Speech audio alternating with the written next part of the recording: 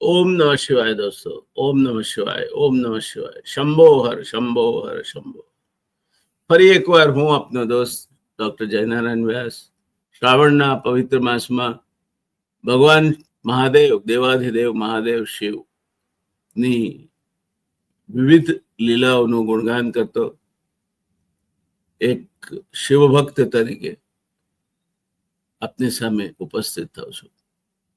દોસ્તો, મેં મારી ઓળખાણ આ રીતે આપી, એનું કારણ છે હું મારા મા બાપનું એકનું એક સંતાન। કહેવાય છે કે રાજપુર પાસે જયદત્ત શાસ્ત્રીજીની પાઠશાળામાં મૃત્યુંજય મહાદેવનું મંદિર છે। આ મૃત્યુંજય મહાદેવમાં મારા મા બાપને ખૂબ આસ્થા, અને હું એમના ત્યાં જન્મ્યો એ પહેલા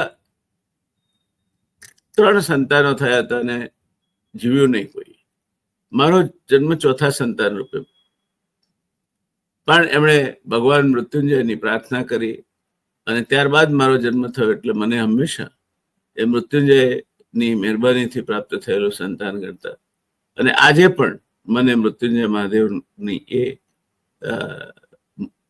સ્વરૂપમાં, એ લિંગમાં એટલી જ આસ્થા છે।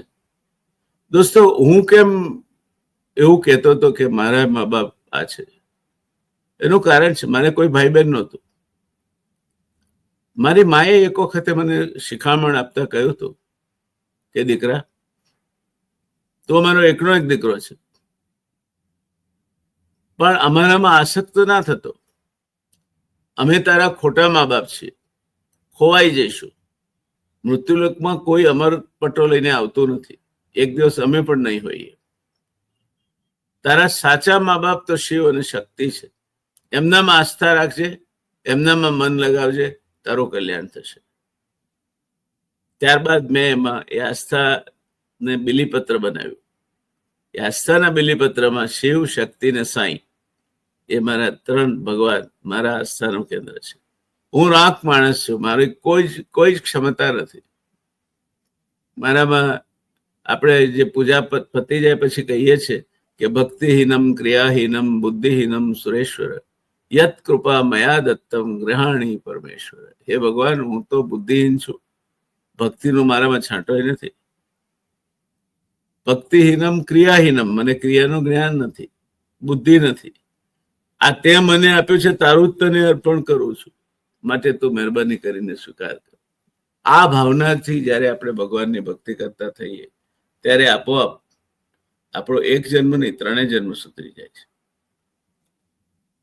એટલે મારા સંસ્કારમાં આજે પણ શિવ, શક્તિ ને સાંઈ એની સતત મારા પર કૃપા દ્રષ્ટિ વરસતી રહી છે, અને એના કારણે જ ગમે તેવી વિપરીત પરિસ્થિતિમાં મેં ધીરજ ખોઈ નથી, મારું મન ભટક્યું નથી, મેં કોઈ દુરાચારી કામ અથવા અત્યાચાર કરવો પડે તો કામ નથી કર્યું। એ મારામાં રહેલો ગુણ નથી, પણ હું જે મારા આરાધ્ય દેવો છે અને હું જેમનો પાલક પુત્ર છું, એવા મારા શિવ, શક્તિ ને સાંઈનો પ્રતાપ છે। અને એવા ભગવાન શિવનો આ મહિનો ચાલે છે, શ્રાવણ મહિનો। ઓમ બમ બમ ભોલેનાથ, બમ બમ ભોલે, બમ બમ ભોલે, બમ બમ ભોલે, શંભો હર શંભો હર શંભો હર। એક પાણીનો કળશો ચડાવો અને પ્રસન્ન થઈ જાય, એ શિવ। તો દોસ્તો, ત્રેતાયુગમાં એકવાર ભગવાન શંકર જગતજનની દેવી સતી સાથે રામકથા સાંભળવાની ઈચ્છાથી કુંભક એટલે કે અગસ્ત્ય ઋષિ પાસે ગયા। તેમણે શિવજીને સર્વના ઈશ્વર જાણી તેની પૂજા કરી। અગસ્ત્ય ઋષિ તો મહાજ્ઞાની હતા, એટલે એમણે શિવને પોતાના ત્યાં પધાર્યા। શિવજી તો એની પૂજા અર્ચના કરી, સ્વાગત કર્યું, અને શિવ પૂજા બાદ મા ભવાનીની પૂજા કરવા ગયા તો ભવાની એનો જુદો જ અર્થ કાઢ્યો।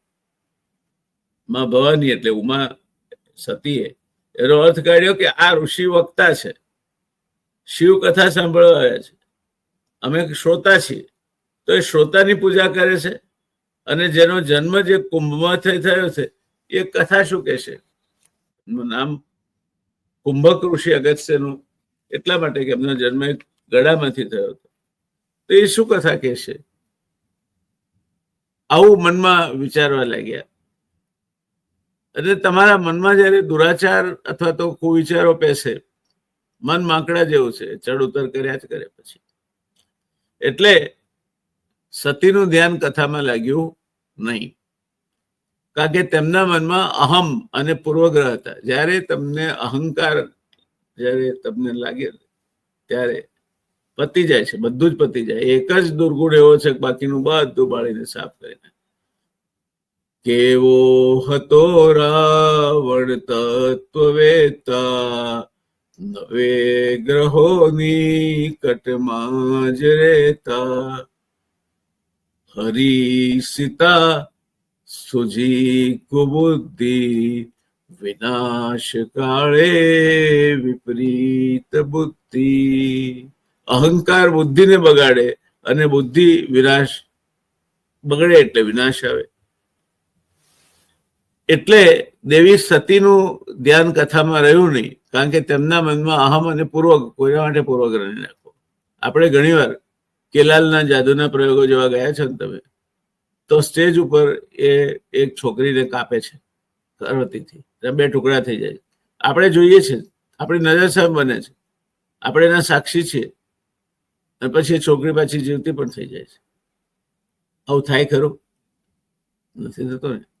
તો જે તમારી નજર સામે ઘટના બને છે, જે તમારી આંખે જુઓ છો, જે વિશે કાનથી સાંભળો છો, અને તમારી બુદ્ધિ જેનો સ્વીકાર કરે છે, એ સાચી નથી હોતી.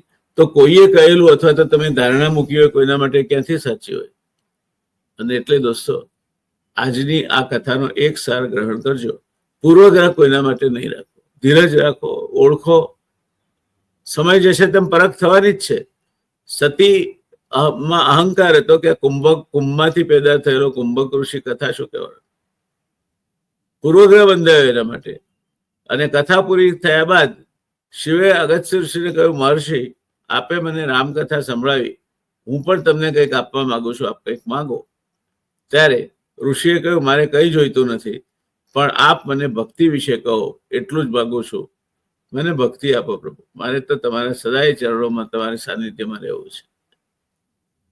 આ જયારે બુદ્ધિ સન્માર્ગે વિચારે ત્યારે આવા વચનો બગાય, નહીં તો ઘણું બધું જુદું જ થાય. એક મંદિરની બહાર એક કટ્ટો ભિખારી ભીખ માંગતો હતો, તો પોલીસ વાળાને ખખડાવ્યો.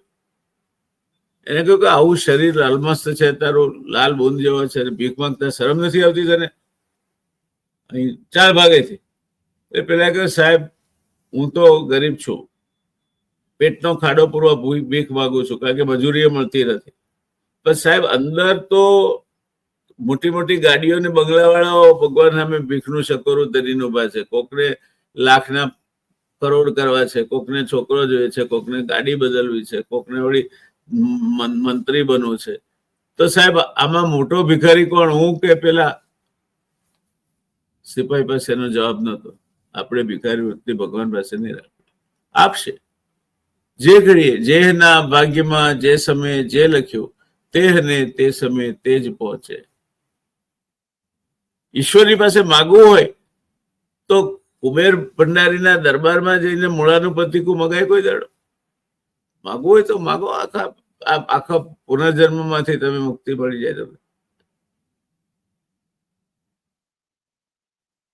તમારો મોક્ષ થઈ જાય, ભક્તિ માર્ગે જઈ શકો, સન્માર્ગે જઈ શકો, તમારી કીર્તિ દિગંતમાં વ્યાપે. ભગવાન પાસે આ મગાય. બાકી કર્માનુસાર મળવાનું છે તમને. શિવે પ્રસન્ન થઈને અગસ્ત્ય ઋષિને ભક્તિ આપી. શિવ વિદાય લઈ દેવી સાથે કૈલાસ પાછા ફર્યા. એ ત્રેતાયુગનો સમય હતો, અને ભગવાન રામ અવતાર લઈ વનમાં સીતાની શોધ કર, સીતાનું હરણ થઈ ચૂક્યું હતું, અને સીતાની શોધ કરવા લક્ષ્મણ સાથે વૃક્ષો અને લતાઓને પૂછી રહ્યા હતા. સીતે સીતે કરે વન મેં ફિરે રઘુરાઈ. સાંભળ્યું છે ને? એ હું તમને ક્યારેક સંભળાવીશ.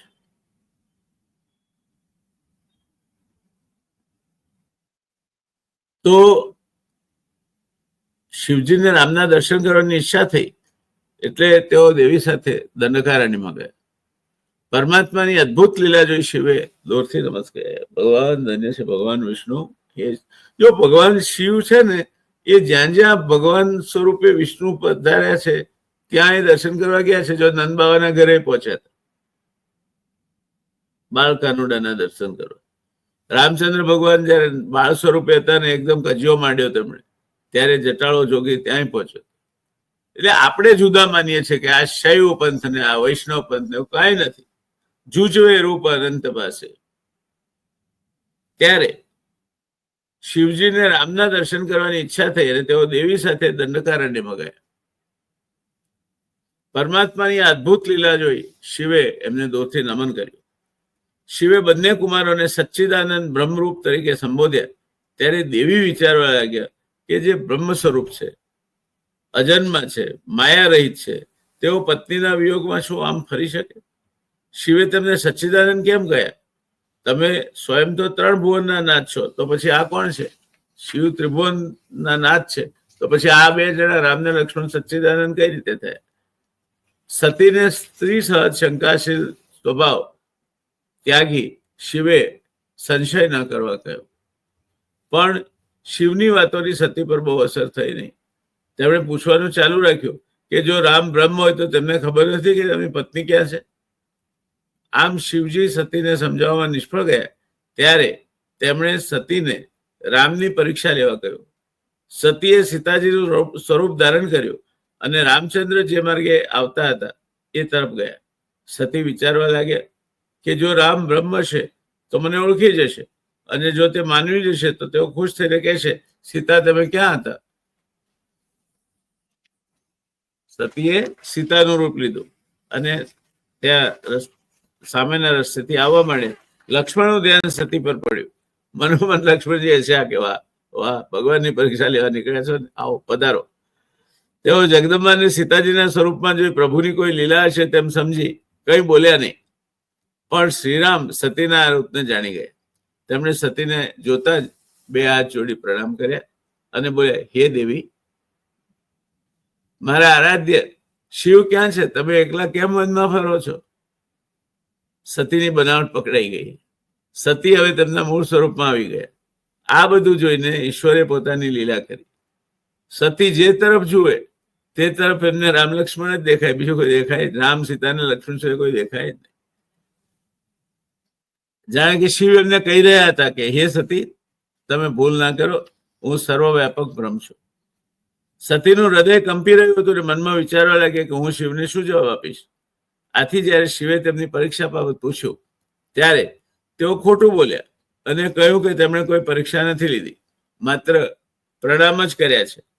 પરંતુ ભગવાન શિવ તો અંતર્યામી હતા, ભગવાનથી થોડું છૂપું રહે.